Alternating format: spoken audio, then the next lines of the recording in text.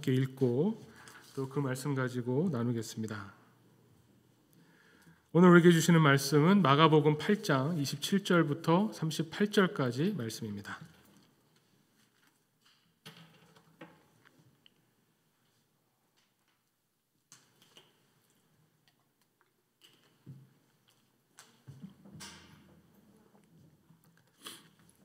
마가복음 8장 27절부터 38절까지 봉독하겠습니다. 예수와 제자들이 빌립보 가이사랴 여러 마을로 나가실새 길에서 제자들에게 물어 이르시되 사람들이 나를 누구라고 하느냐? 제자들이 여짜와 이르되 세례 요한이라 하고 더러는 엘리야 더러는 선지자 중에 하나라 하나이다. 또 물으시되 너희는 나를 누구라 하느냐? 베드로가 대답하여 이르되 주는 그리스도시니이다 하매 이에 자기의 일을 아무에게도 말하지 말라 경고하시고 인자가 많은 고난을 받고 장로들과 대제사장들과 서기관들에게 버림받아 죽임을 당하고 사흘 만에 살아나야 할 것을 비로소 그들에게 가르치시되 드러내놓고 이 말씀을 하시니 베드로가 예수를 붙들고 항변하매 예수께서 돌이키사 제자들을 보시며 베드로를 꾸짖어 이르시되 사탄아 내 뒤로 물러가라. 내가 하나님의 일을 생각하지 아니하고 도리어 사람의 일을 생각하는도다 하시고 무리와 제자들을 불러 이르시되 누구든지 나를 따라오려거든 자기를 부인하고 자기 십자가를 지고 나를 따를 것이니라. 누구든지 자기 목숨을 구원하고자 하면 잃을 것이요 누구든지 나와 복음을 위하여 자기 목숨을 잃으면 구원하리라. 사람이 만일 온 천하를 얻고도 자기 목숨을 잃으면 무엇이 유익하리요? 사람이 무엇을 주고 자기 목숨과 바꾸겠느냐? 누구든지 이 음란하고 죄 많은 세대에서 나와 내 말을 부끄러워하면 인자도 아버지의 영광으로 거룩한 천사들과 함께 올 때에 그 사람을 부끄러워하리라. 아멘. 네, 오늘 말씀 마가복음 8장에 나오는 말씀입니다. 마가복음 8장에 앞뒤에 몇 가지 이야기가 이렇게 쭉 이어져서 이제 펼쳐집니다. 그런데 보면 오늘 우리가 함께 읽은 본문의 말씀 굉장히 중요한 말씀이죠. 우리가 신앙생활을 하면서 끊임없이 이 화두를 붙잡고 이 주제를 가지고 묻게 되고 생각하게 되는 그런 말씀입니다. 너희는 나를 누구라고 하느냐? 어떻게 보면 예수님이 누구신가라고 하는 것에 대한 답변을 우리 그리스도인들은 가지고 있죠. 신앙 고백이라고 합니다. 예수님이 나에게 어떤 분이십니다라고 하는 이 고백을 우리가 하고 있기 때문에 그래서 이제 그리스도인인데 그런데 이 고백이 그냥 한번 예수님은 이런 분이시구나 라고 한번 알고 넘어가는 그런 것이 아니라는 거죠. 이것이 끊임없이 우리에게 예수님의 음성으로 질문이 될 때도 있고 또 우리가 예수님께 이 부분을 질문할 때도 있습니다. 신앙생활을 하면서 이 세상을 사는데 그냥 다른 사람들과 똑같이 살지 않고 예수님의 제자로 살겠다고 하나님의 뜻을 이루어드리겠다고 나선 사람들은 끊임없이 이 세상 일을 통해서 어려움이 올 때 괴롭고 고통스러울 때마다 주님을 바라보면서 주님은 나에게 누구십니까?를 묻게 됩니다. 주님은 어떤 분이시길래 내가 주님을 따른다고 할 때 이렇게 어렵고 힘이 드는 겁니까? 주님 과연 누구십니까? 라는 질문을 너무나 자연스럽게 하게 됩니다. 이 질문에 대해서 그냥 성경에 나와 있는 대로 배운 대로 주는 그리스도십니다. 이것이 정답이다. 그리고 이 정답이 변하지 않는다라고 하는 것도 뭐 나쁘진 않겠지만 들어서 알고 배워서 아는 것 말고 신앙생활을 하면서 그 삶을 경험하고 체험하면서 나오게 되는 주님 누구십니까? 이 질문에 주님은 정말 나에게 이런 분이시군요 라는 고백이 나오는 것이 바로 나의 신앙 고백이 됩니다. 오늘 말씀에서도 보면 예수님께서 그것을 궁금해하시죠. 사람들은 나를 누구라고 여길까? 제자들에게 물어보십니다. 사람들이 나를 누구라고 하느냐? 어떤 사람은 엘리야라고 합니다. 어떤 사람은 죽었던 세례 요한이 다시 살아났다고 합니다. 헤롯이 그랬죠. 어떤 사람은 선지자 중에 하나라고 합니다. 유대인들의 시각에서 예수님을 바라볼 때 그렇게 사람들이 이야기를 한다는 거죠. 결정적으로 예수님이 더 궁금하신 것을 물어보십니다. 너희는 나를 누구라고 하느냐? 제자들과 함께 생활하시면서 제자들과 함께 이 공생의 사역을 펼쳐가시면서 하나님의 나라를 보여주시고 가르쳐 주셨는데 이 제자들은 나를 누구라고 여길까? 여기에 대해서 베드로가 주는 그리스도신이다라고 대답했다는 겁니다. 이것이 베드로만의 대답이 아닙니다. 우리 성경을 보면 특히 복음서를 마태복음부터 요한복음까지 다 이렇게 꿰뚫어서 볼 때 예수님을 고백하는 예수님은 이런 분이십니다라고 체험해서 고백하는 내용들이 조금씩 나옵니다.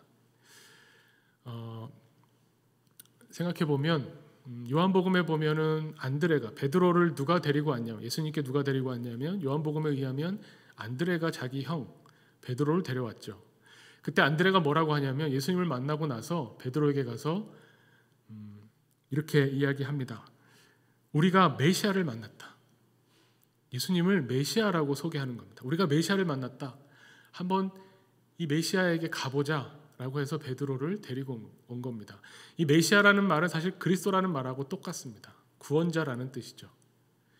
또 요한복음 4장에 보면 수가성 여인 이야기가 나오는데 이 수가성 여인이 예수님과 대화를 주고받고 난 다음에 동네로 돌아가서 막 뛰면서 외치죠. 와서 보라. 이 사람이 메시아가 아니냐 이렇게 외치는 겁니다. 이 수가성 여인도 예수님을 만나고 났더니 예수님이 메시아구나. 이분은 메시아구나 라고 생각했다는 거죠. 이런 걸 볼 때 메시아 혹은 그리스도 다 구원자라는 의미죠. 조금 다른 표현이 나오는 것이 어디냐면 마가복음에도 나오는데 예수님이 십자가에 죽으시고 난 이후에 이방인 로마 백부장이 이런 말을 합니다. 이 사람은 진실로 하나님의 아들이었도다. 이렇게 이야기하죠. 이방인이 볼 때 이방인에게는 메시아라는 그리스도라는 이 개념이 유대인들과는 좀 다를 테니까요. 예수님이 십자가에서 죽으심을 보고 이는 정말 하나님의 아들이구나라고 고백했다는 겁니다. 그리고 잘 아시는 것처럼 마태복음의 16장에 가서 보면 베드로의 고백이 오늘 마가복음보다 좀 더 길죠. 주는 그리스도시요 살아계신 하나님의 아들이십니다. 그리스도와 하나님의 아들을 이렇게 합쳐서 고백하는 것으로 마태복음에 나오죠. 그런데 문제가 있는 겁니다. 뭐가 문제냐면 예수님은 그리스도시다, 메시아시다, 구원자시다 라는 것으로 정답이다 하고 끝내기에는 이 구원자의 개념이 너무나 서로 다른 겁니다. 구원자인데 어떤 구원자냐? 예수님 구원자십니다 하면 굉장히 두리뭉실한 거고요. 조금 더 들어가면 구원이라는 게 그런 의미가 있죠. 건져낸다. 그래서 몸이 아픈 사람에게 구원은 뭐냐면 몸이 안 아프게 되는 겁니다. 몸 아픈 상태에서 건져냄을 받는 거죠. 경제적인 문제로 돈 때문에 가난해서 고통받는 사람에게는 그 가난이 없어지고 돈이 좀 많이 생기는 것, 그것이 어떻게 보면 구원이죠. 나에게 구원자는 내가 필요로 하고 내가 괴로워하는 이 상태에서 나를 건져서 괴롭지 않은 상태로 만들어주시는 분으로서의 구원자를 고백하게 되는 겁니다. 그렇기 때문에 예수는 그리스도십니다. 주는 그리스도십니다라고 하는 이 고백은 뭔가 온전하지 않습니다. 내 입장에서 내 편에서 바라봤을 때 주님은 구원자시다라는 고백이 되는 거죠. 오늘 말씀도 보면 베드로가 고백한 이 고백이 한계가 있다는 것이 바로 드러납니다. 예수님이 베드로의 고백 이후에 제자들에게 말씀하신 것이 뭐냐면 이제 예루살렘에 가서 고난받고 죽임당할 것을 말씀하시죠. 순환 예고라고 합니다. 베드로가 이 말을 듣고 예수님 앞에 나와 막으면서 항변하는 겁니다. 예수님 그러시면 안 됩니다. 왜냐하면 베드로가 생각했던 구원자는 나에게 구원자는 이제 이 어려운 우리의 어려운 처지를 바꿔주실 분으로 또 로마의 식민지에 로마에 고통받고 있는 우리들을 해방시켜 주실 분으로 예수님을 구원자라고 받고 고백했다는 것. 베드로가 봤던 예수님은 우리를 이 어려움에서 건져주실 구원자로 봤다는 것이 드러나는 거죠. 그런데 예수님이 고난받으시고 예수님이 순환받으시고 십자가에 죽으신다는 이야기를 했을 때 그것을 받아들일 수가 없는 겁니다. 그렇게 본다면 이 예수님에 대한 고백, 지금도 우리가 질문하고 있는 예수님 과연 누구신가? 이 이야기를 함에 있어서 마가복음이 그렇게 단순하게 요 파트만 가지고 이 주제를 던지는 게 아닙니다. 예수님이 누구신가에 대한 이 질문이 사실은 그 앞에서부터 쭉 이어져 오는 맥락 속에서, 그리고 마가복음이 전하고자 하는 목적에 다 있도록 이야기를 풀어갑니다. 복음서라고 하는 것이 결국 예수님이 누구신가, 예수님이 우리에게 어떤 분이신가를 가르쳐주기 위해서 그 목적을 향해서 쓰여지고 표현되는 거죠. 복음서를 읽는 사람에게 기대되는 것은 과연 예수님은 어떤 분이신가 하는 겁니다.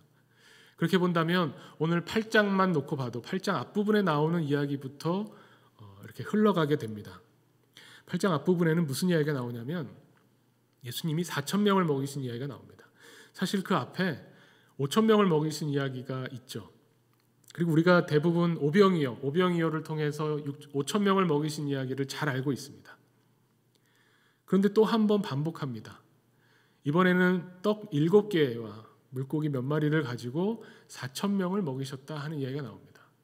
그래서 왜 비슷한 이야기가 두 번이나 나올까? 그래서 굳이 그 차이점을 막 찾습니다. 그러면 오병이어는 유대인들을 향한 기적이고 이 칠병이어는 이방인을 향한 기적이다. 뭐 이런 차이도 있고요. 그때는 떡 5개로 5,000명을 먹였는데 이번에는 떡 7개로 4,000명을 먹였다. 어떻게 보면 더 적은 양으로 더 많은 사람을 먹였고 더 많은 양으로 더 적은 사람을 먹였죠. 그런데 희한한 것은 남은 양이 다릅니다.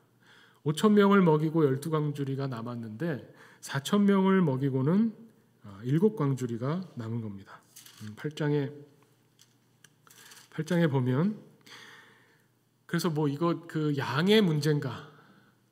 근데 그 이야기를 4,000명을 먹이신 이야기를 한 것이 바로 이어지는 예수님이 제자들과 이제 갈릴리 호수를 건너가시면서 배에 제자들이 떡을 안 가져온 겁니다. 떡이 하나밖에 없었습니다.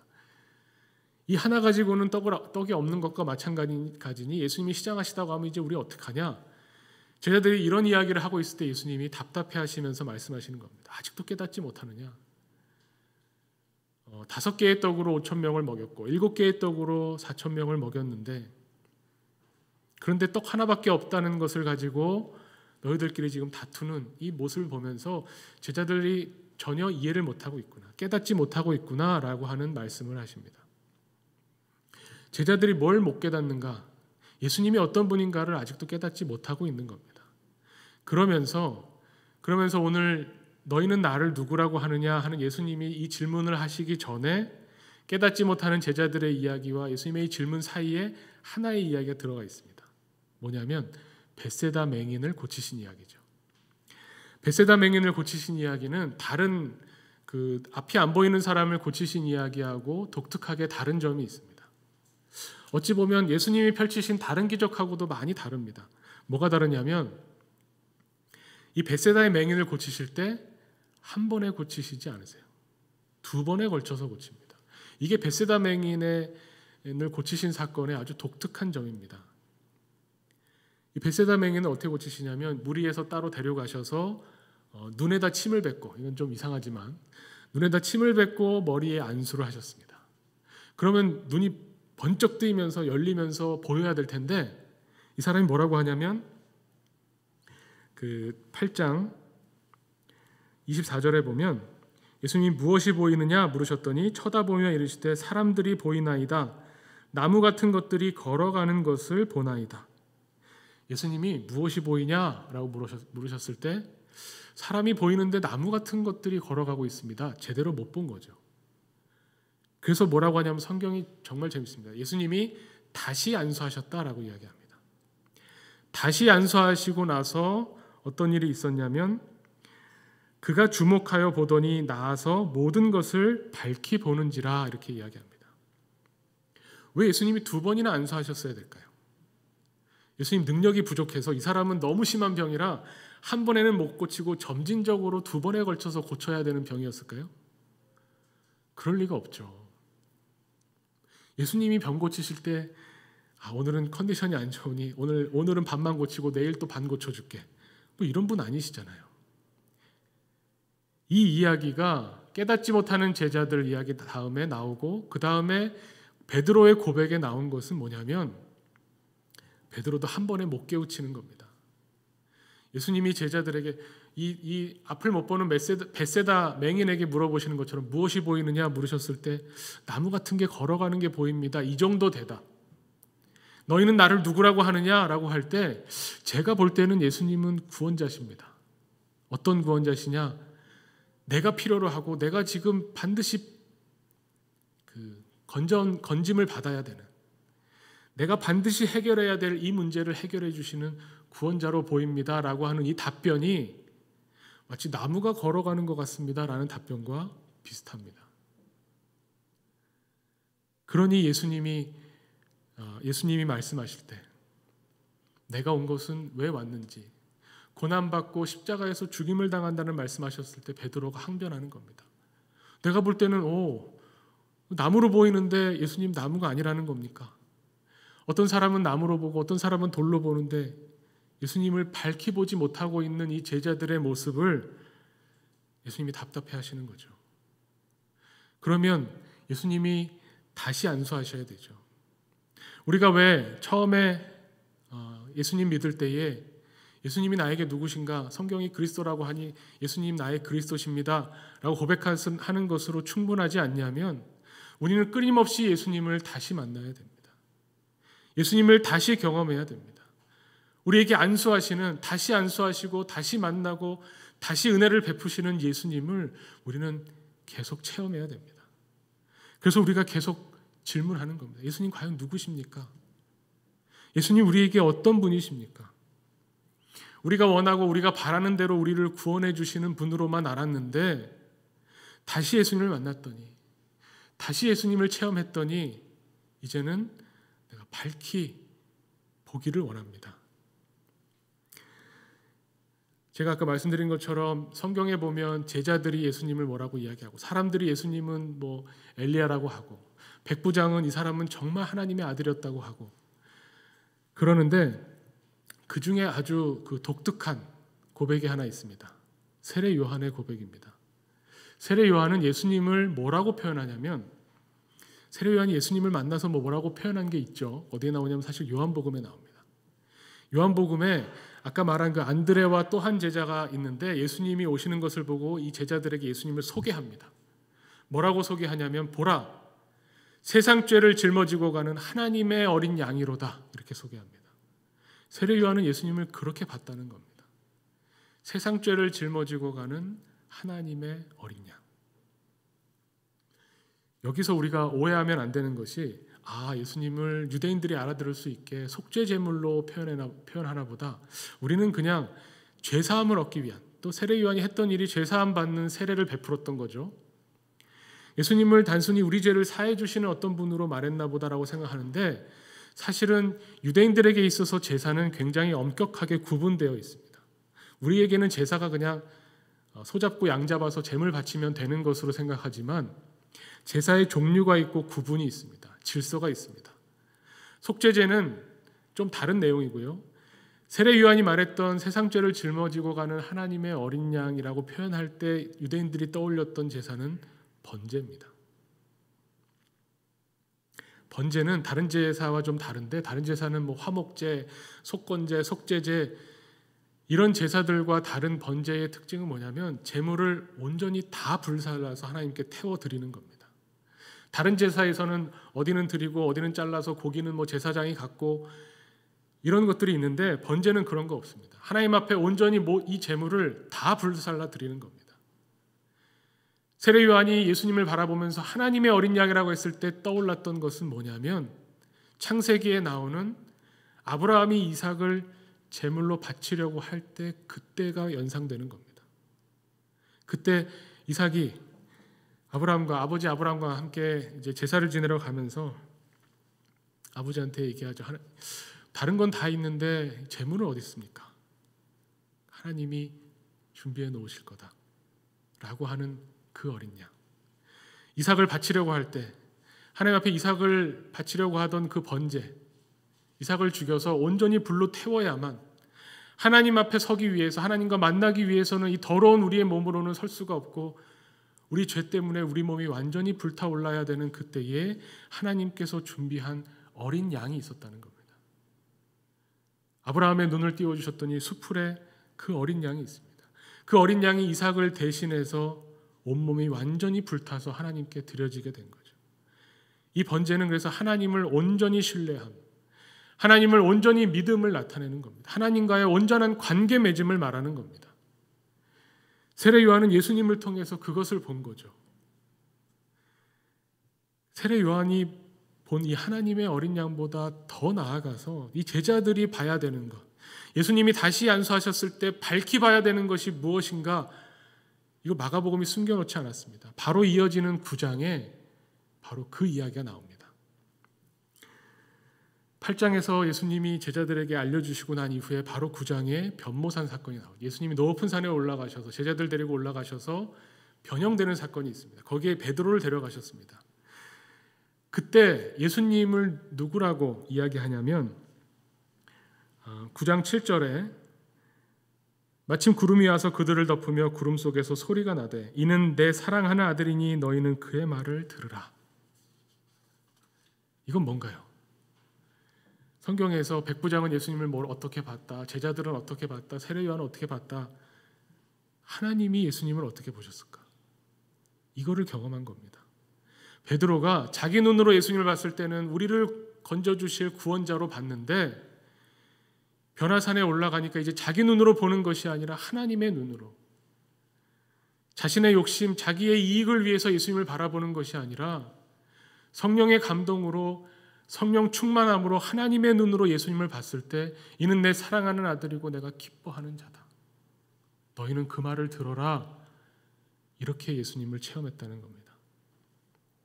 참 놀라운 체험이죠. 여기서 너희는 그의 말을 들으라 하는 이 말이 그냥 예수님이 이제 뭐라고 하는지 그 말을 주의 깊게 들어라 하는 말이 아니죠. 우리 한국말은 참 재밌습니다. 이 듣다라는 말이 단순히 귀에서 어떤 그 소리가 들렸을 때 듣는지 못 듣는지를 말하기도 하지만 훨씬 광범위하게도 쓰입니다. 예를 들면 우리 자녀들이 아이고 누가 말을 이렇게 안 들어. 그 말은 제가 말할 때 그 아이가 이 말을 못 알아듣는다는 말이 아니죠. 듣긴 다 듣는데 부모가 한 말을 실천하지 않는다는 의미죠. 그럴 때 말을 안 듣는다고 합니다.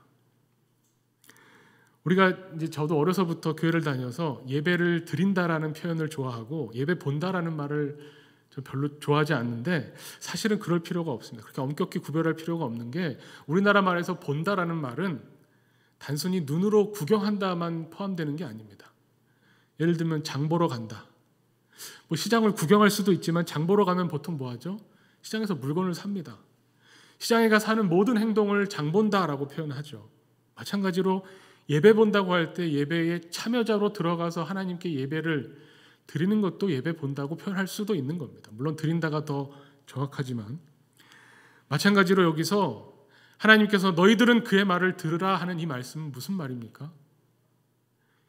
오늘 본문에 나오는 말처럼 나를 따라오려거든 자기를 부인하고 자기 십자가를 지고 나를 따를지니라. 예수님을 따르라는 말입니다. 예수님 말씀에 순종하라는 말입니다. 그럴 때 우리는 예수님이 누구신지 깨닫게 되는 겁니다. 단순히 배워서 아는 것이 아니라 성경에 이렇게 있으니까 예수님은 그리스도시다 따라가 이러는 게 아니라 예수님과 함께 생활하면서 예수님을 따르면서 예수님 말씀을 듣고 그 말씀에 순종하면서 아 예수님 당신은 나에게 이런 분이십니다 라고 고백하게 된다는 겁니다. 자기를 부인하고 자기 십자가를 지고 예수를 따라야 된다라는 이 말씀이 우리에게 짐이 아닙니다. 의무가 아닙니다. 우리에게 하나님께서 주시는 복입니다. 베드로는 이 체험을 하고 나서 내가 볼 때 예수님은 내 어려움을 해결해 주셔야 되는 구원자였는데 성령 체험으로 하나님의 눈으로 보니 예수님은 하나님이 기뻐하시는 하나님이 사랑하시는 아들인 겁니다. 그런데 그 하나님이 사랑하시는 아들이 예수님만이 아니에요. 하나님의 눈으로 나를 보면 나도 하나님이 기뻐하시는 자라는 겁니다. 우리가 고백하는 예수님을 통해서 우리가 이 세상을 밝히 보게 되고 하나님을 보게 될 때 우리가 깨닫게 되는 것은 무엇이냐면 내가 하나님의 사랑받는 사람이구나. 내가 하나님의 자녀구나. 예수님이 우리에게 하나님이 아버지시라고 가르쳐 주셨습니다. 이제 너희들이 내가 누군지 알려면 나를 따라와야 되는데 십자가를 지고 나를 따라와라. 이 십자가는 물론 고난도 들어가지만 예수님이 그냥 하나님이 명령하시니까 너 가서 십자가 지고 죽어야 내가 다른 사람들 살려준다. 이걸 위해서 오신 게 아닙니다. 하나님을 사랑하고 하나님은 사랑이시죠. 하나님을 사랑하고 제자들을 사랑하시는 그 사랑을 통해서 하나님을 경험하게 되면 그 하나님 사랑으로 기꺼이 십자가를 지게 되는 겁니다. 너무 사랑해서 생명을 주기 위해서. 내가 너무 사랑하는데 죄 때문에 죽음으로 가니 거기서 건져내기 위해서. 내가 대신 죽고 살려내기 위해서 십자가를 지신 그 예수 그리스도의 십자가를 우리도 질 수 있게 된다는 겁니다. 그것이 바로 하나님의 일입니다. 예수님이 베드로를 향해서 너 사람의 일만 생각하는구나. 너 사람의 일로 생각하면 이 어려움, 억압하는 악의 무리를 다 물리쳐야 되고 마음에 소원하고 원하는 것들 다 이루어져야 되고 그것이 하나님의 일, 너의 일이라고 생각하는데 그것이 아니라 하나님의 일은 뭐냐? 요한복음에 분명하게 나옵니다.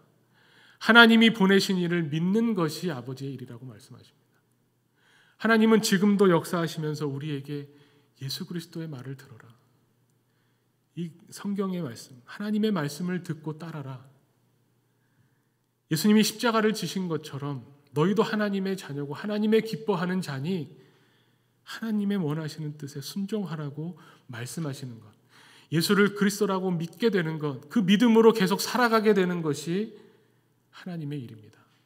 우리로 하여금 그렇게 살도록 역사하시고 있다고 하는 것이 성경이 오늘 우리에게 강하게 증거하고 있는 증언입니다. 나에게 과연 예수님은 어떤 분이신가? 우리에게 예수님은 어떤 분이신가? 우리 교회의 예수님은 어떤 분이신가? 우리가 예수님을 어떤 분으로 고백하는지 매일매일 예수님을 체험하고 예수님을 따라갈 때 예수님의 말씀을 듣고 그 말씀에 순종할 때 우리는 예수님을 고백하게 됩니다. 아, 예수님, 당신은 우리의 주님이십니다. 당신은 나를 사랑하시는 분입니다. 나도 주님을 사랑합니다. 나도 하나님을 사랑함으로 내 이웃을 사랑하기 원합니다. 주님이 나를 사랑하셨듯이 내 옆에 있는 사람을, 내 가족을, 옆에 있는 교우를 사랑하기를 원합니다. 이것이 우리에게 일어나는, 오늘도 살아계셔서 역사하시는 하나님의 일이라고 하는 것을 우리가 오늘도 성경을 통해서 깨닫습니다. 이 하나님의 일들을 세상에 펼쳐나가는, 그래서 복음을 전파하는 우리 하나교회 교우들로, 하나님의 자녀들로 서기를 간절히 축원합니다. 함께 기도하겠습니다. 하나님 아버지, 감사합니다. 오늘도 우리가 너희는 나를 누구라 하느냐 하는 주님의 말씀을 듣습니다. 또 자기를 부인하고 자기 십자가를 지고 나를 따라오너라 하는 주님의 말씀에 또한 순종하기를 원합니다. 하나님, 우리가 만나는 사람들에게 주님의 마음으로, 주님이 열어주신 그 눈으로 사랑의 실천을 베풀기를 원합니다. 주님, 우리와 함께하여 주시고 우리의 마음속에, 우리의 심령 가운데 임재하여 주시옵소서. 우리가 온전히 주님의 사람으로 세상에 서서 주님 원하시는 복음의 증인으로 살아가도록 우리 한 사람 한 사람 붙잡아 주시옵소서. 예수 그리스도의 이름으로 기도하옵나이다. 아멘. 함께 봉헌 찬송 543장 찬양 드리겠습니다.